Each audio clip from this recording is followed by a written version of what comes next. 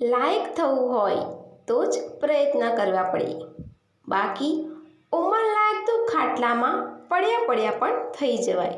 સવાલ નંબર 1, બધું વાંચેલું પરીક્ષાના ટાઈમે યાદ આવી જાય તે માટે શું કરવું?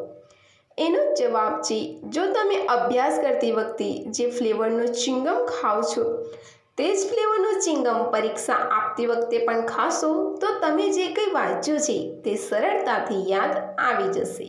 સવાલ નંબર 2, કમળને જ કેમ રાષ્ટ્રીય ફૂલ તરીકે સ્થાપિત કરવામાં આવ્યું છે?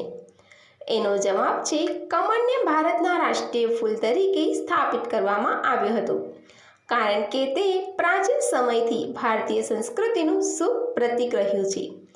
તેના સાંસ્કૃતિક મહત્વને ધ્યાનમાં રાખીને ભારતના સંસ્થાપકો દ્વારા કમળને ભારતના રાષ્ટ્રીય ફૂલ તરીકે સ્થાપિત કરવામાં આવ્યું હતું. સવાલ નંબર 3, કયો મરઘો માથા વગર 18 મહિના સુધી જીવિત રહ્યો હતો? એનો જવાબ છે, 1945માં માઇક નામનો એક કૂકડો 18 મહિના સુધી માથા વગર જીવતો રહ્યો હતો.